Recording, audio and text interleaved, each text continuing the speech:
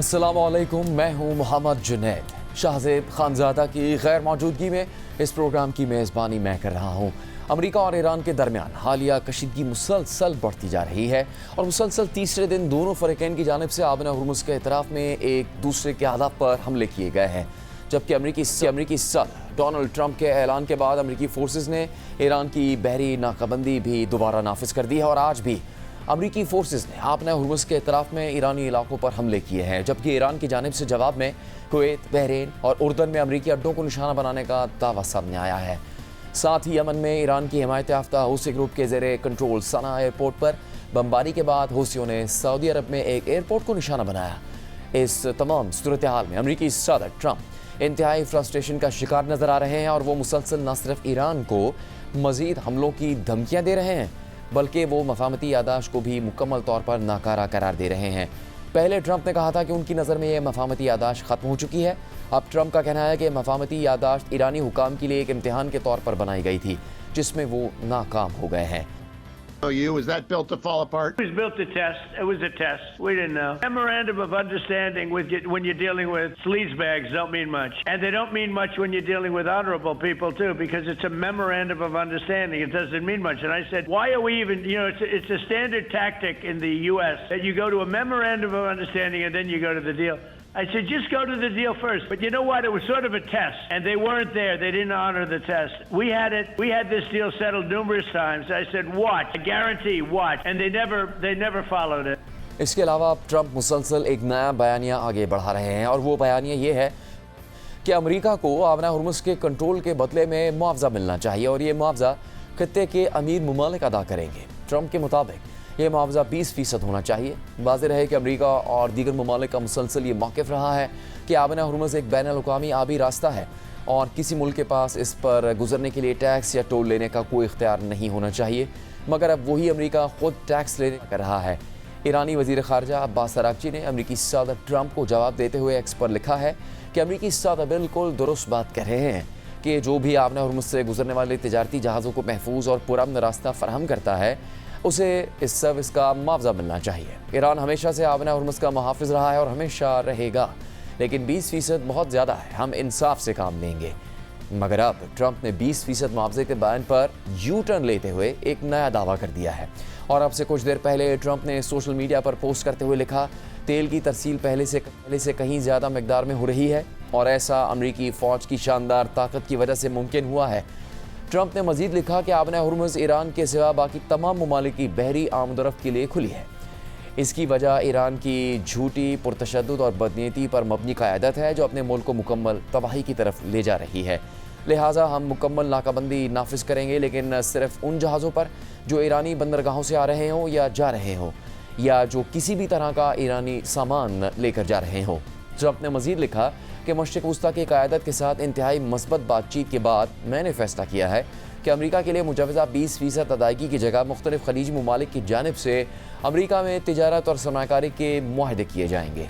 ये सरमाकारियाँ बहुत बड़ी होंगी, लेकिन साथ ही साथ इन ममालिक और उनके मुस्तक़बिल के लिए भी गैर मामूली तौर पर फ़ायदेमंद साबित होंगी। इसके अलावा कल ट्रंप ने एक बार फिर कहा कि अमेरिका रात को ईरान पर दोबारा बड़े पैमाने पर हमले करेगा और फिर ट्रंप के इस बयान के चंद घंटों बाद अमेरिका की सेंट्रल कमांड यानी सेंटकॉम ने अपने एक बयान में कल रात को दोबारा ईरान में नए हमलों का दावा करते हुए कहा कि अमेरिकी फोर्सेस ने 13 जुलाई को ईरान के ख़िलाफ़ हमलों की ताज़ा तरीन कार्रवाई मुकम्मल कर ली और 5 घंटे तक जारी रहने वाले इस ऑपरेशन के दौरान अमेरिकी फोर्सेस ने ईरान के मुख्तलिफ़ फ़ौजी अहदाफ़ को कामयाबी से निशाना बनाया, जिसमें वो शहर चाबहार, जासिक, कुनारक, अबू मूसा और बंदर अब्बास शामिल हैं, ताकि कमर्शियल शिपिंग पर हमले करने की ईरान की सलाहियत को मज़ीद कमज़ोर किया जा सके।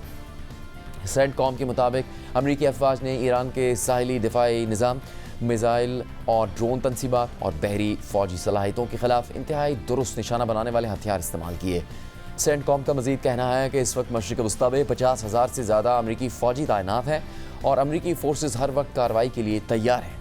इसके साथ ही सेंटकॉम ने ईरान के मुख्तलिफ़ इलाकों में हमलों के लिए इस्तेमाल होने वाले लड़ाका तैयारों और मिज़ाइल्स की वीडियो भी जारी की है, जबकि कुछ वीडियोज़ में ایران میں مبینہ امریکی ٹارگٹس پر حملے ہوتے ہوئے دیکھا جا سکتا ہے۔ اور آج ایران سے سامنے آنے والی رپورٹس کے مطابق تازہ امریکی حملوں میں چابہار، قشم، جزیرہ ابو موسیٰ اور جزیرہ خیش کو بھی نشانہ بنایا گیا۔ جزیرہ خیش ایران کا ایک معروف سیاحتی مقام ہے جو خاص طور پر گرمیوں کے موسم میں بہت مقبول رہتا ہے۔ اس کے علاوہ امیدیہ، بوشہر اور بندر عباس پر بھی حملے کیے گئے ہیں، جبکہ آج دوپہر کے وقت امریکہ نے ایران کے مغربی علاقوں ماشہر اور آبادان کو بھی نشانہ بنایا۔ شدید لڑائی کے دوران امریکہ کے تازہ حملے ایران کے عراق اور کویت سے ملکہ سرحدی علاقے میں کیے گئے۔ اس سے پہلے ہونے والے زیادہ تر امریکی حملے بندر عباس اور سرک جیسے جنوبی ساحلی علاقوں تک ہی محدود تھے۔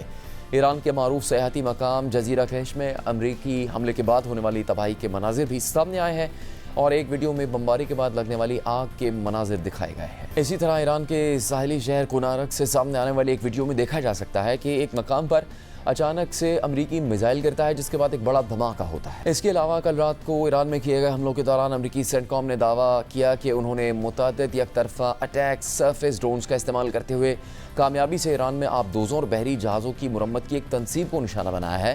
اور اس کے ساتھ سینٹ کام نے ایک ویڈیو بھی جاری کی جس میں دیکھا جا سکتا ہے کہ 3 امریکی ڈرونز مبینہ طور پر ایران کے جنوبی ساحلی علاقے میں واقع اہم فوجی تنصیبات سے ٹکراتے ہیں، جس کے بعد تینوں مقامات پر بڑا دھماکہ ہوتا ہے۔ ان امریکی حملوں کے جواب میں ایران نے بھی خطے میں کئی امریکی اڈوں کو نشانہ بنایا ہے، جبکہ آبنہ ہرمز میں متحدہ عرب امارات کے 2 سپر ٹینکرز پر بھی حملے ہوئے ہیں۔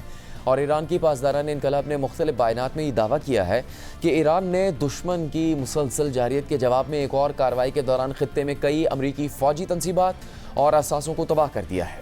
پاسداران انقلاب کے آج صبح جاری ہونے والے ایک بیان میں کہا گیا ہے کہ آپریشن نصر 2 کی دوسری لہر میں بحرین میں موجود امریکہ کے کئی عام ڈیپوز، ایک سیٹلائٹ کمیونیکیشن سینٹر اور فوجیوں کی رہائش گاہ کو نشانہ بنایا گیا، جبکہ پاسداران انقلاب نے ایک اور بیان میں دعویٰ کیا کہ بحرین میں امریکی بحریہ کی 5th فلیٹ کے Patriot radar, error control radar اور ارلی وارننگ سسٹم کو تباہ کر دیا گیا۔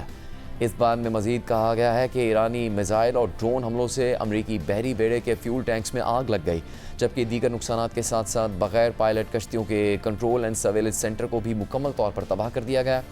پاسداران انقلاب نے امریکی اڈوں پر داغے گئے میزائلز اور ڈرونز کی ویڈیو بھی جاری کی ہے۔ اس کے علاوہ ایک اور بیان میں پاسداران انقلاب نے یہ دعویٰ بھی کیا ہے کہ اس کی بحرین آبنہ ہرمز سے گزرنے کے لیے ایران کی مقرر کردہ بحری ہدایات کی خلاف ورزی کرنے پر 2 سپر ٹینکرز کو نشانہ بنایا۔ بیان کے مطابق ان ٹینکرز کو اس وقت نشانہ بنایا گیا جب امریکی فوج نے کئی کمرشل جہازوں کو غیر قانونی راستے سے گزرنے پر اکسایا اور پھر ان 2 سپر ٹینکرز نے امریکہ کے بہکاوے میں آ کر اپنے نیویگیشن سسٹم بند کر دیے۔ آبنہ ہرمز میری ٹائم سیکیورٹی کنٹرول سینٹر کی کئی وارننگز کو نظر انداز کیا، جس کے بعد انہیں نشانہ بنا کر ناکارہ بنا دیا گیا۔ واضح رہے کہ اس سے پہلے متحدہ عرب امارات نے یہ دعویٰ کیا تھا کہ ایران نے عمان کے قریب آبنہ ہرمز میں اس کے 2 سپر ٹینکرز کو نشانہ بنایا، جس کے بعد ٹینکرز میں آگ لگ گئی تھی اور اس کے نتیجے میں عملے کا ایک رکن مارا گیا تھا، جبکہ کئی افراد زخمی ہوئے تھے۔ مارے گئے شخص کا تعلق بھارت سے تھا اور زیادہ تر زخمیوں کا تعلق بھی بھارت سے ہی تھا۔ اس واقعے کے بعد بھارت کی وزارت خارجہ نے نئی دلی میں ایرانی سفیر کو طلب کر کے سخت احتجاج بھی ریکارڈ کروایا، جبکہ متحدہ عرب امارات کی وزارت دفاع نے اس حملے کے بارے میں ایک بیان جاری کرتے ہوئے کہا ہے کہ ایران نے ان ٹینکرز کو نشانہ بنانے کے لیے 2 کروز میزائل استعمال کیے تھے اور ان حملوں کے نتیجے میں دونوں ٹینکرز آگ کی لپیٹ میں آ گئے تھے۔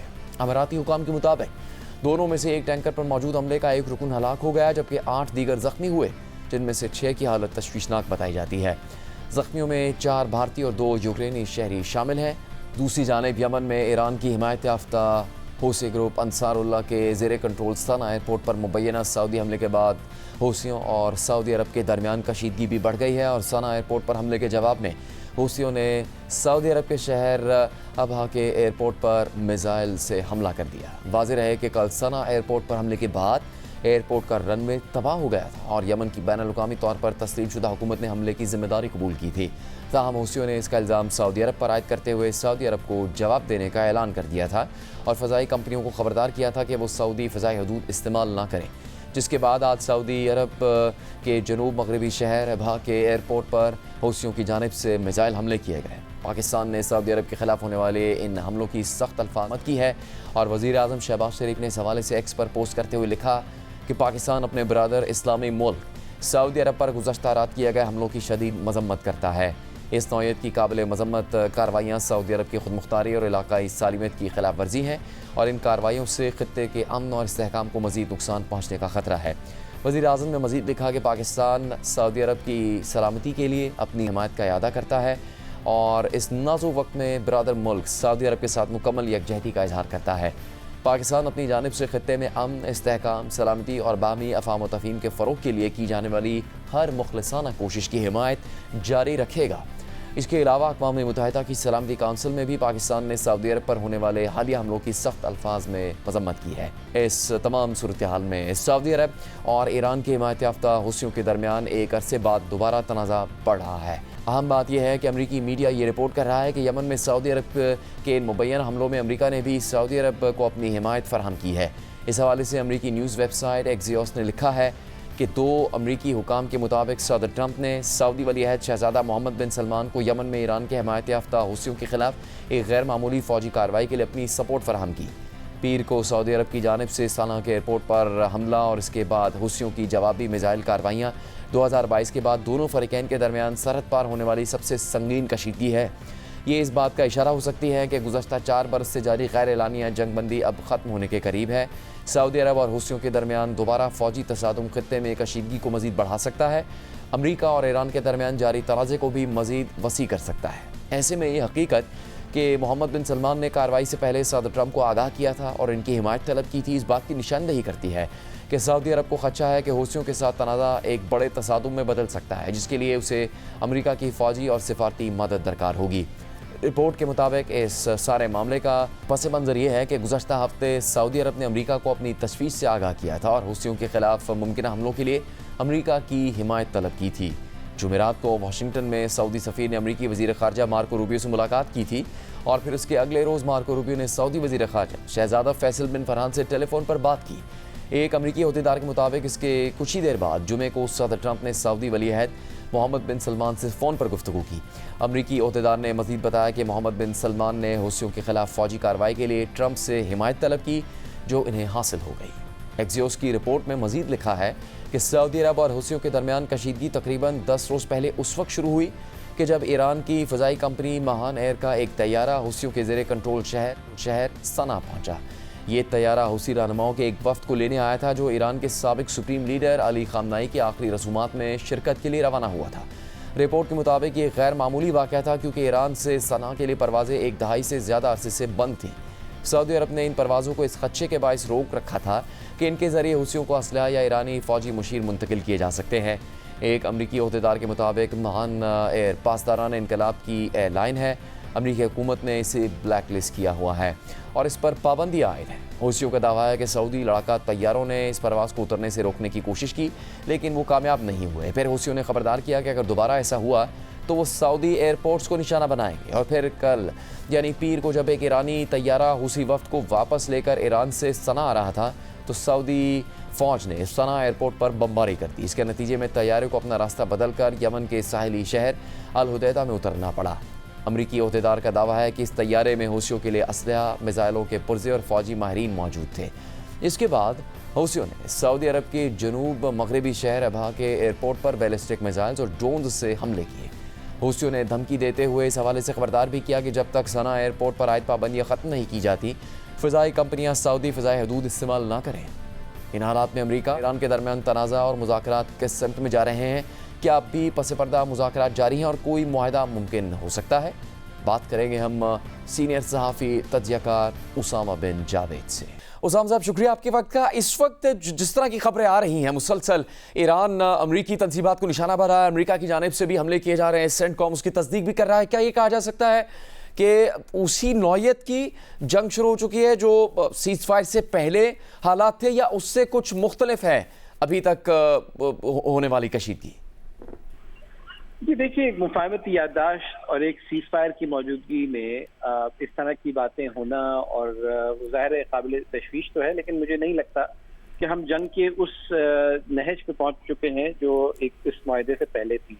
آپ کو یاد رہے کہ یقیناً گزشتہ 24 گھنٹوں کے دوران عمان اور کویت اور متحدہ عرب امارات اور بحرین، اس کے علاوہ اردن کی مختلف تنصیبات کو نشانہ بنایا گیا ہے۔ ایران کے مختلف حصے امریکہ کی جانب سے نشانہ بنائے گئے ہیں، جس کی وجہ سے ہمیں نظر یہ آ رہا ہے کہ یقیناً کشیدگی موجود تو ہے اور حملوں کی شدت بھی میں اضافہ ہے، لیکن میں نہیں سمجھتا کہ ہم دوبارہ جنگ پر پہنچ چکے ہیں۔ بہت سارے مبصرین سے جن سے میری بات ہوئی، ان کا کہنا یہ ہے کہ آپ دو طرف دیکھنا چاہیے آپ کو، کہ امریکہ میں چونکہ مڈ ٹرم انتخابات ہونے والے ہیں اور اس کے بعد جو ہے وہ ایران میں چونکہ صورتحال ان کی اقتصادی طور پر اتنی کمزور ہو چکی ہے کہ دونوں جانب سے کسی بھی قسم کی بھرپور جنگ کی ہمیں توقع نہیں رکھنی چاہیے، لیکن یہ سب ظاہر ہے وہ اس کے پس منظر میں جب اب کشیدگی بڑھتی ہوئی دیکھ رہے ہیں اور حملے بڑھتے ہوئے دیکھ رہے ہیں تو یقیناً معلوم یہ ہوتا ہے کہ اس وقت جو آپ کے ثالث ہیں جس میں قطر اور پاکستان کا بڑا کلیدی کردار ہے، وہ دونوں متحرک ہیں اور کوشش یہ کی جا رہی ہے کہ کسی طریقے سے دوبارہ ان دونوں فریقین کو مذاکرات کی میز پہ لایا جائے۔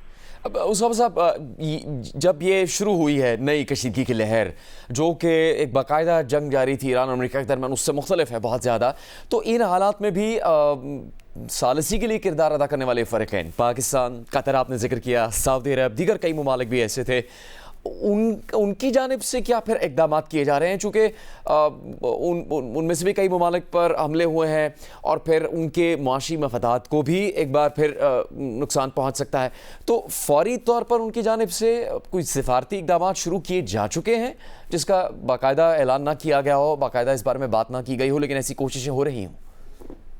جی، گزشتہ چند مہینوں میں میری جب بھی مذاکراتی فریقین سے بات ہوئی ہے، چاہے وہ پاکستانی ہوں یا قطری ہوں، ان کا یہ کہنا ہے کہ جب شدت کی نوعیت کی جنگ جاری تھی اس وقت بھی مذاکرات کے دروازے بند نہیں ہوتے اور کسی نہ کسی طریقے سے رابطے جاری تھے، تو میری قیاس بھی یہ ہے اور مجھے قوی امید بھی یہ ہے کہ اس وقت بھی ایسا ہی ہوگا، اور چونکہ معاملات کی نوعیت اتنی نازک ہے۔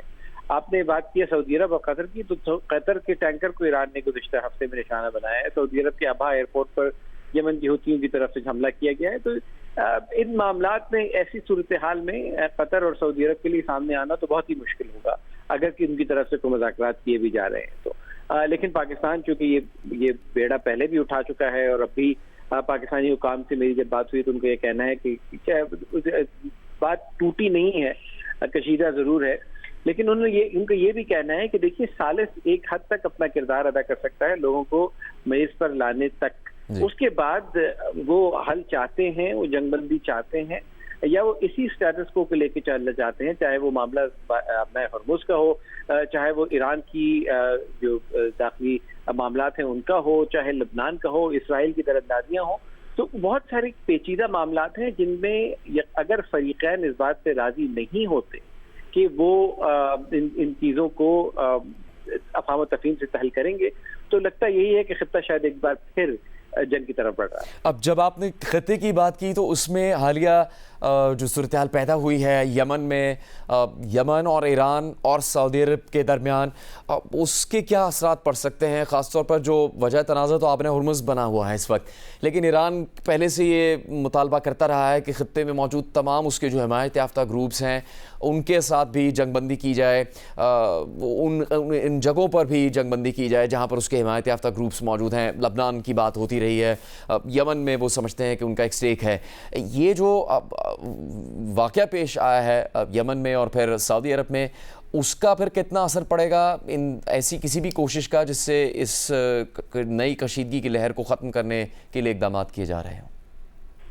یہ دیکھیے، عدن میں ہونے والے معاملات میں تو بلکہ یمن میں ہونے والے معاملات میں سعودی عرب کا موقف یہی ہے کہ جو یمنی دارالحکومت صنعا میں حملہ کیا گیا وہ یمن کی جو جنوبی حکومت ہے جو عدن میں موجود ہے ان کی طرف سے کیے گئے حوثیوں کے خلاف۔ بہرحال مسئلہ یہ ہے کہ آبنۂ ہرمز ایک ایسی چیز ہے جس کا کنٹرول ایران کسی بھی صورت چھوڑنے پہ راضی نہیں ہوگا، کیونکہ وہ یہ جانتا ہے کہ اس کا یہ نیوکلیئر آپشن تھا اور وہ استعمال کر چکا ہے، تو یقیناً اس کے پاس اس کی اور کوئی چارہ نہیں ہے کہ اس کو بھرپور طریقے سے وہ استعمال کرے۔ دوسری طرف جو خطے میں موجود اس کے پیروکار ہیں اور اس کی وہ ذیلی تنظیمیں ہیں، یقیناً وہ ایران کے لیے ایک ڈائریکٹ سپورٹ اور کمک ہیں۔ ایران نے اس کو انگریزی میں کہتے ہیں ایسکیلیشن لیڈر، تو ایک طرف آبنۂ ہرمز ہے اور دوسری طرف باب المندب کو بھی ایران نے بند کرنے کی دھمکی دی ہے کہ جو تھوڑا بہت رہتا ہوا تیل اس خطے سے باہر جا رہا ہے اس کو بھی بند کر دے گا. تو اس لیے ایران کے پاس یہ سارے کارڈز ہیں. امریکہ اگر حملوں میں اضافہ کرتا ہے تو ایران کے پاس جو جتنے مواقع موجود ہیں ایران ان پہ جواب دے گا. اور یہی بات بار بار باور کرا چکے ہیں پاکستانی بھی اور قطری بھی اس خطے کے لوگوں کو کہ دیکھیے یہ جنگ کا بڑھنا, جنگ کے شعلوں کے لپیٹ میں مختلف ممالک کا آنا سوائے اسرائیل کے کسی اور کے لیے کارگر نہیں ہے اور اس کو کسی اور کو فائدہ نہیں ہے. اور یقیناً جو ہے وہ اس خطے کی سلامتی اور بقا اسی میں ہے کہ یہ فریقین ٹیبل پر آئیں, بات کریں. لیکن امریکہ کی اگر یہ خواہش ہے کہ جنگ سے پہلے جیسے آبنائے ہرمز کا معاملہ چل رہا تھا تو میرا خیال ہے کہ وہ خام خیالی ہوگی. آبنائے ہرمز کو عسکری طور پہ بند کرنے کے بعد مجھے نہیں لگتا کہ آئندہ کبھی بھی آبنائے ہرمز اپنے پرانے حالت پہ واپس جا سکتی ہے اور یقیناً جہازوں کو گزرنے کے لیے وہاں پہ کچھ نہ کچھ معاوضہ دینا پڑے گا. اسامہ بن جاوید, بہت شکریہ پروگرام میں بات کرنے کے لیے. آگے بڑھیں گے. امریکی اخبار نیو یارک ٹائمز نے سابق ایرانی صدر محمود احمدی نژاد کے حوالے سے یہ دعویٰ کیا ہے کہ وہ ایران میں اسرائیل کے رجیم چینج منصوبے کا حصہ تھے اور اسرائیلی خفیہ ایجنسی موساد سے رابطے میں تھے, جبکہ ان کی موساد کے سربراہ سے بھی ملاقات ہوئی تھی. اس حوالے سے نیو یارک ٹائمز نے اپنی رپورٹ میں لکھا ہے کہ 2024 کے اوائل میں ہنگری کے شہر بوڈاپیسٹ کی ایک یونیورسٹی کے ریکٹر کو ہنگری کی حکومت کے ایک اعلیٰ عہدیدار کی جانب سے ایک چونکا دینے والی درخواست موصول ہوئی. اس عہدیدار نے لوڈوویکا یونیورسٹی آف پبلک سروس کے ریکٹر پروفیسر گاجلی ڈیلی سے کہا کہ یونیورسٹی میں موسمیاتی تبدیلی پر ایک کانفرنس منعقد کی جائے اور اس میں ایک انتہائی غیر متوقع شخص کو مدعو کیا جائے, یعنی ایران کے سابق صدر محمود احمدی نژاد کو, جنہیں دنیا بھر میں شدید تنقید کا سامنا رہا ہے. اس سے بھی زیادہ حیران کن بات اس درخواست کی وجہ تھی. عہدیدار نے پروفیسر ڈیلی کو بتایا کہ موسمیاتی تبدیلی کی یہ کانفرنس اصل میں صرف ایک پردہ ہوگی تاکہ محمود احمدی نژاد بوڈاپیسٹ میں اسرائیلی انٹیلیجنس کے اہلکاروں سے خفیہ ملاقاتیں کر سکیں. حالانکہ اسرائیل وہ ملک ہے جسے احمدی نژاد ہمیشہ اپنا کھلا دشمن قرار دیتے رہے تھے اور پروفیسر ڈیلی جانتے تھے کہ ایسی دعوت نہ صرف ان کی اپنی ساکھ بلکہ یونیورسٹی کی شہرت کو بھی نقصان پہنچا سکتی ہے. لیکن انہوں نے ایک انٹرویو میں کہا کہ انہیں یقین تھا شاید وہ ایسی کوشش کا حصہ بن رہے ہیں جو انسانی جانیں بچانے میں مددگار ثابت ہو سکتی ہے.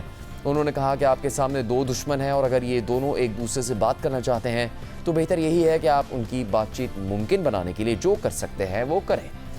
2024 میں احمدی نژاد کا اس یونیورسٹی کا دورہ اور پھر اگلے سال ایک اور دورہ دراصل اسرائیل کی کئی برس پر محیط اس خفیہ کوشش کا حصہ تھا جس کا مقصد انہیں اپنا انٹیلیجنس ایسٹ بنانا تھا تاکہ مناسب وقت آنے پر انہیں ایران کا نیا حکمران بنایا جا سکے. اس آپریشن سے باخبر امریکی اور ایرانی حکام جنہوں نے حساس انٹیلیجنس معلومات کی وجہ سے شناخت ظاہر نہ کرنے کی شرط پر گفتگو کی, ان کے مطابق یہی اس منصوبے کا بنیادی مقصد تھا. احمدی نژاد کو اپنے ساتھ ملانا اسرائیل کے لیے اس قدر اہم تھا کہ 2024 میں اسرائیلی خفیہ ایجنسی موساد کے اس وقت کے سربراہ ڈیوڈ برنیا خود بوڈاپیسٹ پہنچے اور وہاں احمدی نژاد سے بالمشافہ ملاقات کی. سابق امریکی حکام کے مطابق اس ملاقات کے کچھ ہی عرصے بعد موساد نے CIA کو آگاہ کیا کہ اس کا احمدی نژاد سے رابطہ قائم ہو چکا ہے. اسرائیل کی جانب سے حکومت کی تبدیلی کے منصوبے کے لیے محمود احمدی نژاد کو مرکز بنانا دونوں ممالک کے تعلقات کی تاریخ میں غیر معمولی موڑ تھا. یہ وہی احمدی نژاد تھے جن کے دور حکومت میں ایران کے جوہری پروگرام کو تیز رفتاری سے آگے بڑھایا گیا, جو مسلسل اسرائیل کی تباہی کی بات کرتے رہے اور جنہوں نے ہولوکاسٹ سے بھی انکار کیا تھا. امریکی حکام کے مطابق حالیہ برسوں میں اسرائیل نے خفیہ طور پر احمدی نژاد کو رہائش اور بیرون ملک سفر کے اخراجات کے لیے رقم فراہم کی, جبکہ اسرائیلی اہلکار مختلف مواقع پر بیرون ملک ان سے ملاقاتیں کرتے رہے جن میں بوڈاپیسٹ کے دونوں دورے بھی شامل تھے. یہ پوری کوشش رواں سال فروری کے آخر میں یعنی امریکہ اور اسرائیل کی ایران کے خلاف جنگ کے ابتدائی دنوں میں اپنے عروج پر پہنچی.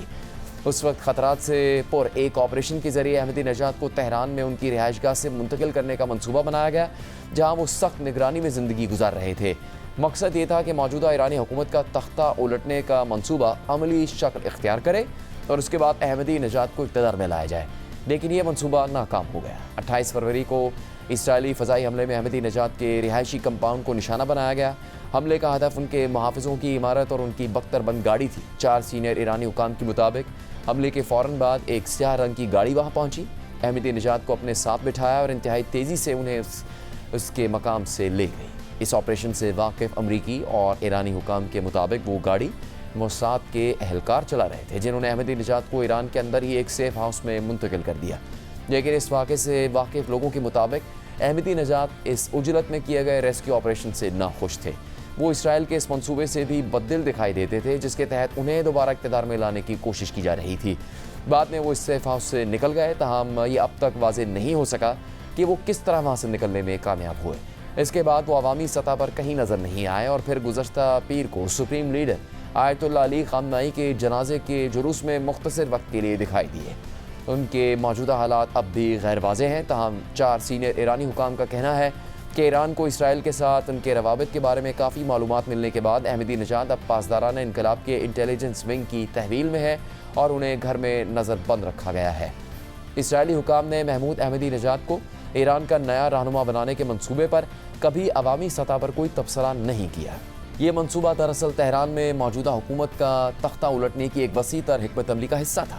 اس منصوبے کا ایک اور اہم پہلو یہ تھا کہ شمالی عراق میں موجود ایرانی کرد اپوزیشن گروہوں کو اسلحہ فراہم کیا جائے، انہیں تربیت دی جائے اور پھر انہیں مغربی ایران میں داخل کر کے وہاں کا کچھ علاقہ اپنے قبضے میں لینے کے بعد بتدریج تہران کی جانب بڑھایا جائے، تاہم یہ منصوبہ کبھی عملی شکل اختیار نہ کر سکا۔ اسرائیلی فوج کی انٹیلیجنس کے سابق سربراہ نے مئی میں امریکی ٹی وی PBS کے پروگرام فائرنگ لائن میں کہا کہ ایرانی حکومت کی تبدیلی کے منصوبے میں خصوصی نوعیت کی کئی کارروائیوں کا ایک مکمل سلسلہ شامل تھا۔ ان میں نہایت منفرد کارروائیاں شامل تھیں جو مرحلہ وار انجام دی جانی تھی اور احمدی نژاد بھی اسی سلسلے کا ایک حصہ تھے۔ رپورٹ کے مطابق موساد کے حکام نے اس معاملے پر تبصرہ کرنے کی درخواستوں کا کوئی جواب نہیں دیا، جبکہ احمدی نژاد کے ترجمان علی اکبر جواں فکر نے بھی تبصرہ کرنے سے انکار کر دیا۔ 2005 سے 2013 تک ایران کے صدر رہنے والے محمود احمدی نژاد ملک کے نمایاں ترین سخت گیر سیاستدانوں میں شمار ہوتے تھے۔ وہ اسرائیل کے خاتمے کی بات کرتے تھے اور انہی کے دور حکومت میں ایران نے یورینیم افزودگی کا پروگرام دوبارہ شروع کیا تھا، جس کے بعد عالمی سطح پر یہ خدشات مزید مضبوط ہوئے کہ ایران خفیہ طور پر جوہری ہتھیار بنانے کی کوشش کر رہا ہے۔ 2009 میں جب ان کے دوبارہ انتخاب کے خلاف ملک گیر احتجاج ہوا تو احمدی نژاد نے اسے طاقت کے ذریعے کچلنے کا حکم دیا۔ انہی کے دور میں عدلیہ نے اختلاف رائے رکھنے والے کئی افراد کو پھانسی دی، جبکہ بہت سے سیاسی مخالفین اور حریفوں کو قید کر دیا گیا۔ لیکن صدارت چھوڑنے کے بعد کے برسوں میں احمدی نژاد کے رویے میں نمایاں تبدیلی آنا شروع ہوئی۔ انہوں نے اپنے خیالات میں نسبتاً نرمی پیدا کی اور اسرائیل مخالف وہ سخت بیانات تقریباً ترک کر دیے جو ان کی پہچان بن چکے تھے۔ وہ اپنی اس نئی معتدل شخصیت کو نمایاں کرنے کے لیے اکثر انٹرویوز دیتے اور تقاریر کرتے تھے، جن میں ایران کے پاپ میوزک پر اظہار خیال کرتے، سیکیورٹی اداروں کی سخت کارروائیوں پر تنقید کرتے اور حکمران طبقے پر مالی بدعنوانی کے الزامات عائد کرتے تھے۔ انہوں نے اپنی مخصوص ڈھیلی خاکی رنگ کی جیکٹ پہننا چھوڑ دی اور اس کی جگہ نفیس سلے ہوئے سوٹ پہننے لگے تھے۔ انہوں نے اپنی بے ترتیب داڑھی کو باقاعدگی سے سنوارنا شروع کر دیا تھا۔ بظاہر چہرے پر بوٹوکس بھی کروایا گیا اور انگریزی زبان سیکھنا بھی شروع کر دی۔ تہران میں اپنے دفتر میں وہ ہر صبح کئی گھنٹے تک عوام سے ملاقاتیں کرتے تھے۔ عام لوگ اپنے مسائل لے کر ان کے پاس آتے، جن میں بعض سرکاری محکموں کے پیچیدہ معاملات میں مدد چاہتے تھے۔ کبھی کبھار احمدی نژاد مختلف وزارتوں کو خطوط بھی لکھتے اور درخواست گزاروں کے لیے قرضوں کی سفارش کرتے تھے۔ وہ ملک بھر کے مختلف شہروں اور دیہی علاقوں کا باقاعدگی سے دورہ کرتے اور اپنے حامیوں سے ملاقاتیں کرتے تھے۔ احمدی نژاد کی ایرانی حکومت کے ساتھ تعلقات پیچیدہ نوعیت کے تھے۔ ایک طرف ملک کی اعلیٰ قیادت انہیں سیاسی طور پر محدود رکھتی اور ان کی نقل و حرکت پر پابندیاں عائد کرتی تھی، لیکن دوسری طرف انہیں سپریم لیڈر کی اعلیٰ مشاورتی کونسل میں بھی شامل رکھا گیا، جہاں دیگر سینئر شخصیات کے ساتھ وہ بھی رکن تھے۔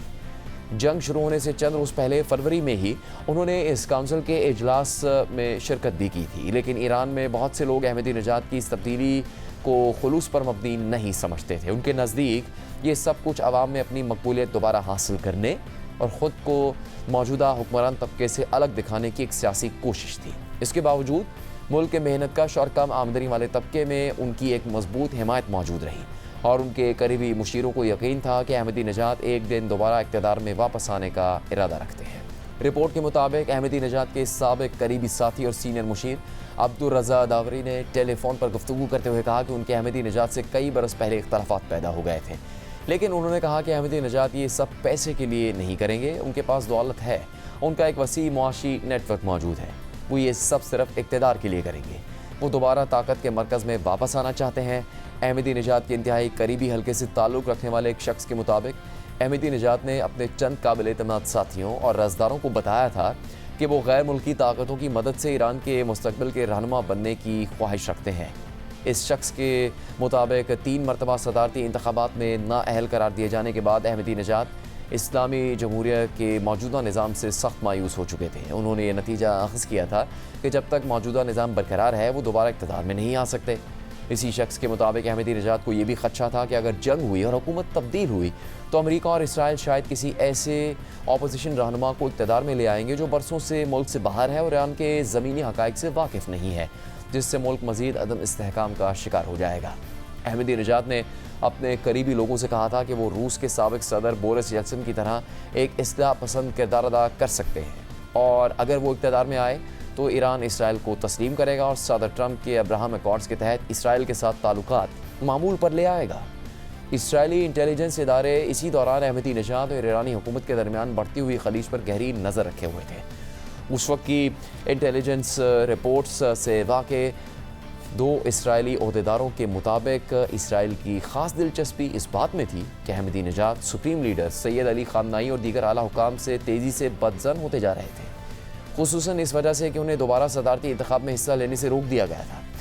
ادھر ایران کے پاسداران انقلاب کی انٹیلیجنس شاہ کو احمدی نژاد کی سرگرمیوں پر شک ہونے لگا۔ پاسداران انقلاب کے دو اراکین اور اس معاملے سے باخبر ایک انٹیلیجنس اہلکار کے مطابق یہ شبہ اس وقت مزید گہرا ہو گیا جب احمدی نژاد نے 2017 میں کھلے عام ڈونلڈ ٹرمپ کو خطوط لکھنے شروع کر دیے اور بعد میں سعودی عرب کے ولی عہد محمد بن سلمان کو بھی خطوط بھیجے، جبکہ ڈونلڈ ٹرمپ ان دونوں رہنماؤں کی کھل کر تعریف کیا کرتے تھے۔ رواں سال اسرائیلی حملے کے بعد احمدی نژاد وقتی طور پر پاسداران انقلاب کی نگرانی سے نکل گئے اور پھر ایرانی انٹیلیجنس اداروں نے ان کی اسرائیل سے مبینہ وابستگی کی باقاعدہ تحقیقات شروع کر دی۔ 4 ایرانی حکام کے مطابق انہی تحقیقات کے دوران احمدی نژاد کے اسرائیل سے روابط کے مختلف شواہد ایک ایک کر کے سامنے آتے گئے۔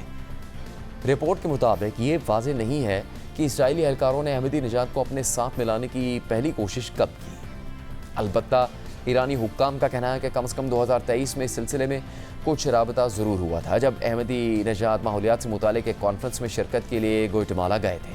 اس کانفرنس کی دعوت گوئٹمالا کی حکومت نے دی تھی اور لاطینی امریکہ میں اسرائیل کے ساتھ اس ملک کے تعلقات سب سے زیادہ قریبی سمجھے جاتے ہیں۔ تاہم احمدی نژاد اس سفر پر بڑی مشکل سے روانہ ہو سکے تھے۔ تہران کے ایئرپورٹ پر سیکیورٹی اہلکاروں نے انہیں بورڈنگ پاس جاری کرنے سے انکار کر دیا اور ملک سے باہر جانے کی اجازت بھی نہ دی۔ اس کے جواب میں احمدی نژاد کئی گھنٹوں تک ایئرپورٹ پر ہی بیٹھے رہے۔ ان کا یہ احتجاج جلد ہی عوامی توجہ کا مرکز بن گیا اور وہ عام مسافروں، ایئرپورٹ کے عملے اور ایئر لائن کے ملازمین کے ساتھ تصاویر بنواتے رہے اور اپنے سوشل میڈیا پیجز پر مسلسل صورتحال سے متعلق ویڈیوز اور پیغامات بھی شیئر کرتے رہے۔ بالآخر ایرانی حکام نے انہیں سفر کی اجازت دے دی اور وہ گوئٹمالا جا کر کانفرنس میں شریک ہوئے۔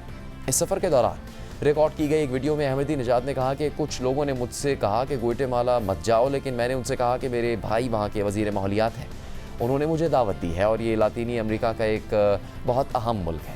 پھر اگلے ہی سال احمدی نژاد نے ہنگری کا پہلا دورہ کیا تاکہ لوڈوویکا یونیورسٹی میں منعقدہ کانفرنس میں شرکت کر سکیں۔ اسی دوران بوڈاپیسٹ میں ان کی ملاقات موساد کے سربراہ ڈیوڈ برنیا سے ہوئی، جو گزشتہ ماہ تک 5 برس تک موساد کی قیادت کرتے رہے۔ اس وقت ہنگری میں دائیں بازو کے وزیر اعظم وکٹر اوربان کی حکومت تھی اور اسرائیل کے ساتھ ہنگری کے تعلقات یورپ کے بیشتر ممالک سے زیادہ قریبی سمجھے جاتے تھے۔ وکٹر اوربان اور اسرائیلی وزیر اعظم نیتن یاہو ایک دوسرے کے ممالک کے دورے بھی کرتے رہے۔ اپریل 2025 میں نیتن یاہو نے بھی اس یونیورسٹی میں خطاب کیا جہاں انہیں عوامی خدمات کے اعتراف میں خصوصی اعزاز سے نوازا گیا۔ پھر 2 ماہ بعد احمدی نژاد ایک مرتبہ پھر بوڈاپیسٹ پہنچے۔ ان کا یہ دورہ اسرائیل کی جانب سے ایران پر حملے سے صرف چند دن پہلے ہوا اور اس کا اصل مقصد اسرائیلی انٹیلیجنس اہلکاروں سے خفیہ ملاقاتیں کرنا تھا۔ پاسداران انقلاب کے انصار یونٹ سے تعلق رکھنے والے ایرانی محافظ احمدی نژاد کے ہر غیر ملکی سفر میں ان کے ساتھ ہوتے تھے۔ انہوں نے بعد میں اپنی رپورٹ میں لکھا کہ جون 2025 کے اس دورے کے دوران کم از کم 2 مرتبہ احمدی نژاد اپنی سیکیورٹی ٹیم سے الگ ہونے میں کامیاب ہو گئے اور کئی گھنٹے غائب رہے۔ جب محافظوں نے واپسی پر اس بارے میں احمدی نژاد سے سوال کیا تو انہوں نے جواب دیا کہ وہ یونیورسٹی کے پروفیسروں سے ملاقاتیں کر رہے تھے۔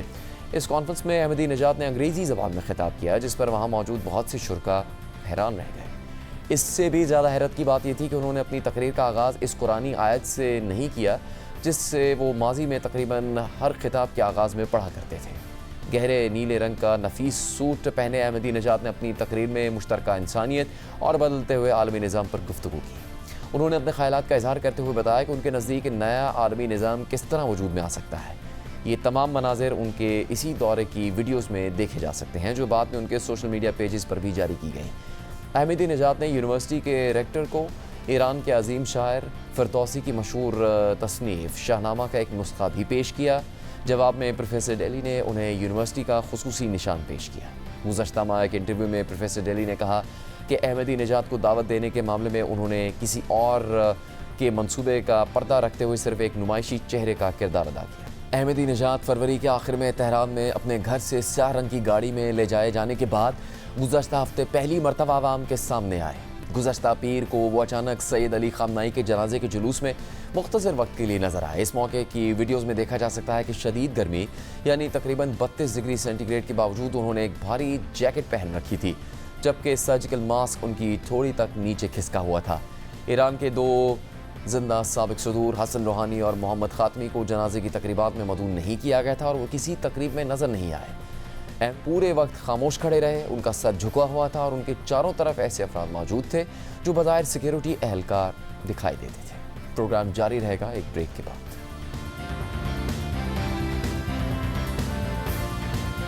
پروگرام ایک بار پھر خوش آمدید۔ 4 دن کے دوران وفاقی آئینی عدالت کی جانب سے سپریم کورٹ کے 2 انتہائی معروف اور متنازع فیصلوں کو واپس لیے جانے نے ملک میں عدالتی اختیارات، قانونی فیصلوں کی حدود اور عوامی املاک سے متعلق معاملات پر ایک نئی بحث چھیڑ دی ہے۔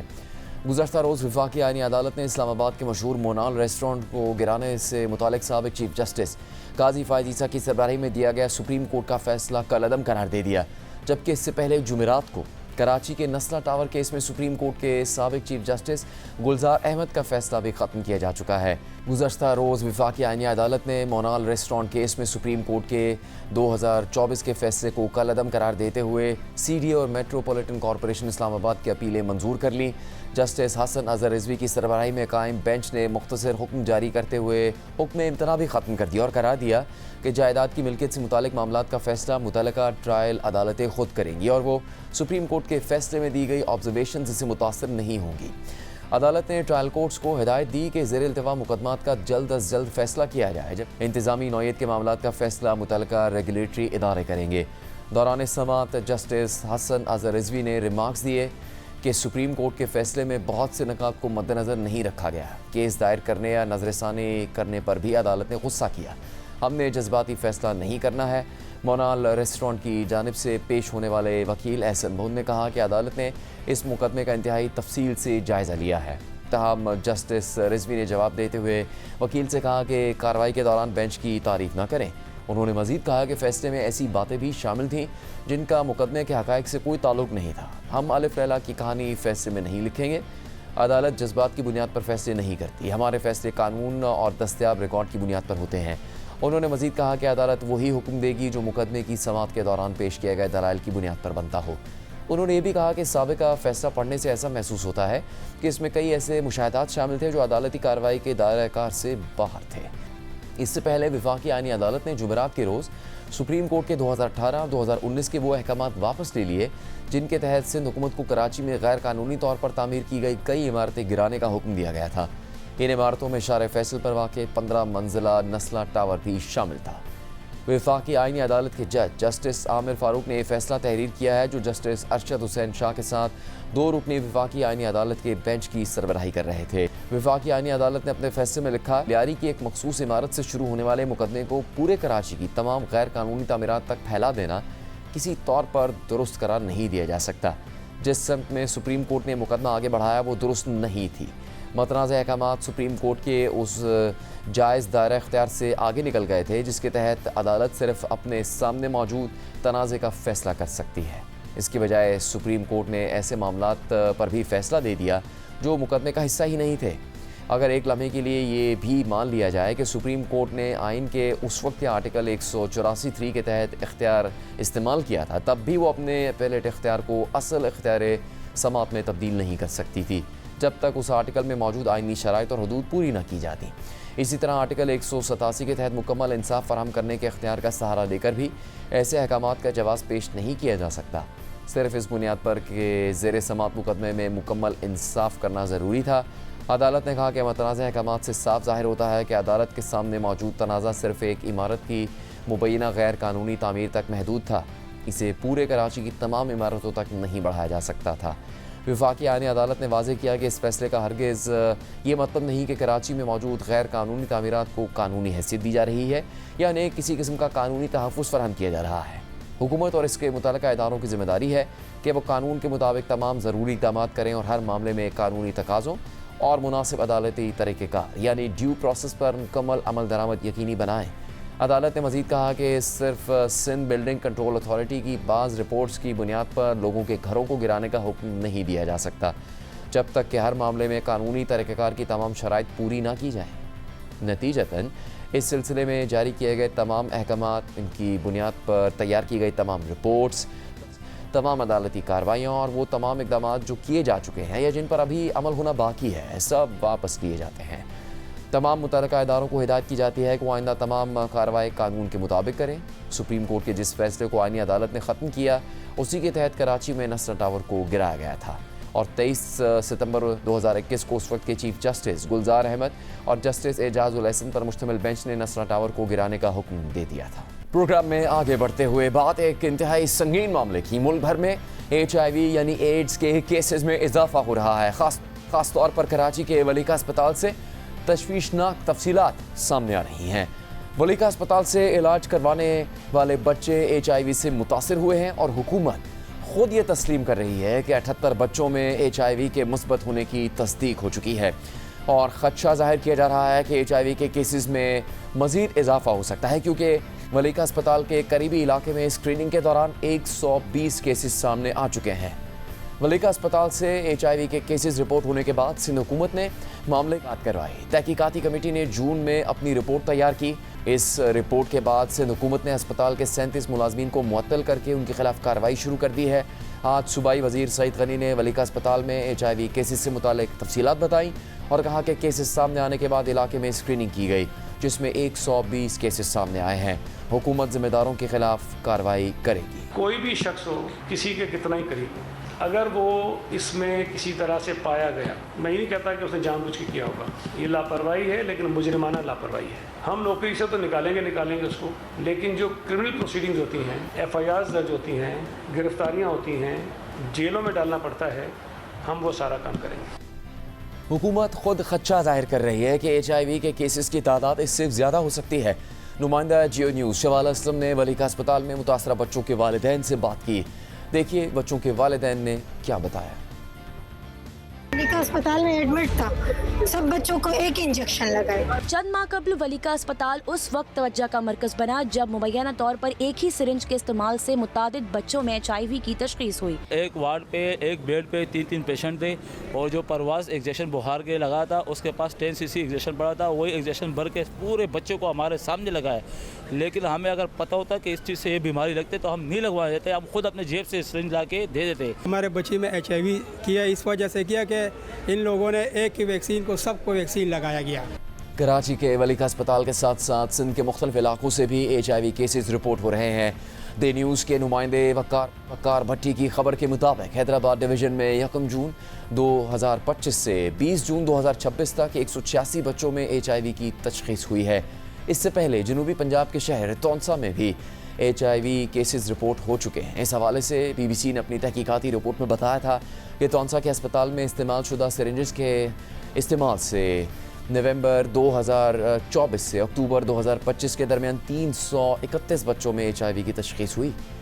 ہوئے کیسز کے حوالے سے ہی ہم بات کریں گے۔ ہمارے ساتھ موجود ہیں سینئر ہیلتھ رپورٹر دی نیوز اخبار کے نمائندے وقار بھٹی۔ وقار بھٹی صاحب، جو اب تک کیسز سامنے آئے ہیں اس میں سب سے پہلا بنیادی سوال تو یہ بنتا ہے کہ کس طرح یہ ممکن ہے کہ ڈاکٹرز، اسپتال کا عملہ، نرسز وہ ایک بنیادی جو حفاظتی اقدام ہے وہ نہ کر سکیں۔ سرنج تو کیا سب سے زیادہ سستی چیز نہیں ہے اسپتال میں استعمال ہونے والی؟ اس کو بھی اگر فراہم نہیں کیا جا سکتا اسپتالوں میں تو پھر کیا ممکن ہے کہ حفاظتی اقدامات کیے جا سکیں اس تشویشناک صورتحال کو ختم کرنے کے لیے؟ بہت شکریہ جنید صاحب، یہ بہت اہم سوال ہے۔ پچھلے سال پورے پاکستان میں تقریباً 1750 بچوں میں HIV کی تصدیق ہوئی تھی پچھلے سال۔ ان میں سے 1200 بچے جو تھے وہ سندھ سے تھے، اور اس وقت جو ہے پہلے 6 مہینوں میں 600 बच्चों में HIV की तस्दीक हो चुकी है सिर्फ सिंध में। तो ये जो वलीका अस्पताल है इसमें जो 78 बच्चे हैं ये सिर्फ एक टिप ऑफ द आइसबर्ग है।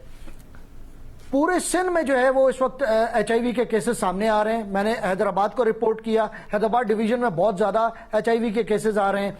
लाड़काना और उसके अतराफ के जितने 4 डिस्ट्रिक्ट्स हैं वहां पर HIV के केसेस बहुत ज्यादा तेजी से रिपोर्ट हो रहे हैं। और कराची के जो 6 से 7 अजला हैं, खासतौर पे केमाड़ी है, हमारा डिस्ट्रिक्ट सेंट्रल है और साउथ है, यहाँ पर HIV के केसेस बहुत ज्यादा हैं बच्चों में, खासतौर पे बच्चों में। अभी जो एक कानून है 2013 का जिनका सईद गनी साहब ने भी जिक्र किया कि जी वो कानून है कि किसी भी बच्चे की या बड़े की आप आइडेंटिटी डिस्क्लोज नहीं कर सकते, लेकिन ये हमारी हुकूमतें जो है ये उसकी आड़ लेकर ये कहती हैं कि हम जो है वो नंबर नहीं दे सकते, बता नहीं सकते, क्योंकि वो हमें कानून मना करता है। जबकि कानून कहता है, पूरी दुनिया के पब्लिक हेल्थ के एक्सपर्ट्स कहते हैं और लॉज कहते हैं कि आप डिजीज को उस वक्त तक कंट्रोल नहीं कर सकते जब तक कि आप डेटा पब्लिक नहीं करते। इस वक्त जो जितने केसेस हैं उसका 50% जो है वो अनस्क्रीन्ड ब्लड की वजह से जो है वो लग रहा है, उनको इन्फेक्शन हो रहा है। एक तो ये वजह है।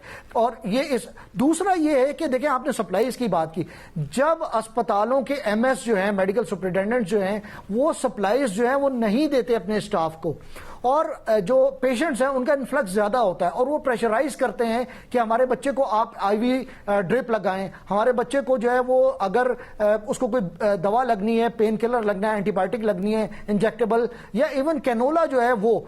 तो खैरपुर में मैं गया हुआ था और मैंने वहां पे जाके पूछा और मैंने तहकीक की तो पता चला कि जो कैनोला होता है वो बार बार रीयूज किया जा रहा था बच्चों में। एक कैनोला जो था वो जब बच्चा मर जाता था या इंतकाल कर जाता था या वो डिस्चार्ज हो जाता था तो उसका कैनोला धोकर और रख दिया जाता था और वही दोबारा रीयूज किया जाता था, क्योंकि सप्लाईज जो है वो मेडिकल सुपरिटेंडेंट्स की तरफ से नहीं आती, हालांकि उनको इतना बजट मिलता है, इतनी सप्लाईज मिलती हैं।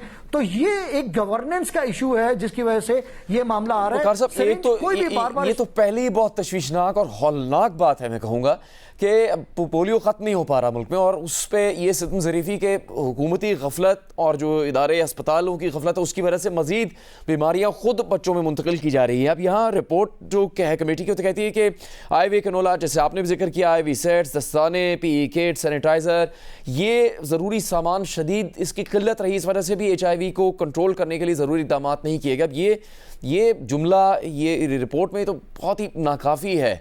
इसका मतलब है हुकूमत संजीदा नहीं है क्या इसको रोकने के लिए कोई इक़दाम करने के बारे में? सिंध में खास तौर पर डॉक्टर अजरा फजल पिचोहो जो हैं वो बहुत ज़्यादा अच्छी शोहरत के हामिल हैं, लेकिन उनके नीचे जितना भी स्टाफ है, खास तौर पर जो CDC 1 कहलाता है HIV को जो कंट्रोल करने वाला, वहां पर जो उसके मैं उनका नाम नहीं लेना चाहता, उसके इंचार्ज का, स्क्रीनिंग अगर हो भी रही है तो उसका जो नंबर आता है ये नंबर उसको छुपा लेते हैं। और ये तो जो अकाउंटेबिलिटी आपने बताई है वलीका अस्पताल की, तो लेबर डिपार्टमेंट की है, यानी कि सईद गनी साहब जो है वो लेबर डिपार्टमेंट के अस्पताल में 37 लोगों को उन्होंने शोकॉज दिए और वो कह रहे हैं कि हम नौकरी से निकालेंगे और क्रिमिनल केस करेंगे। लेकिन मुझे ये बताएं कि पिछले साल जो 1200 बच्चे जो हैं HIV से मुतासिर हुए हैं सिंध में, इस साल जो अभी तक 600 बच्चे मुतासिर हुए हैं, इस साल जनवरी से लेकर जून तक, पाकिस्तान जो है आपको मैं बताऊं इस पूरे रीजन में, एमरो रीजन में पाकिस्तान में सबसे ज्यादा तेजी से HIV फैल रहा है, जबकि थाईलैंड, फिलीपींस, बाकी ममालिक में वो नीचे जा रहा है। इसकी वजह सिर्फ 2 है। एक तो ये कि हमारे यहाँ कोई अकाउंटेबिलिटी नहीं है, हमारे यहाँ किसी से कुछ नहीं पूछा जा रहा, चाहे जितने बच्चे HIV से मुतासिर हों। और आपको पता है HIV से मुतासिर होने वाले 50% बच्चे मर जाते हैं, लेकिन हमारा प्रोग्राम जो है वो उनको काउंट ही नहीं करता। हमारे प्रोग्राम में ये प्रोविजन ही नहीं है, वो ये नहीं बता सकता कि वो बच्चे कहाँ गए। वकार भट्टी, बहुत शुक्रिया प्रोग्राम में बात करने के लिए। प्रोग्राम का यहाँ इख्तिताम होता है, इजाजत दीजिए, अल्लाह हाफिज।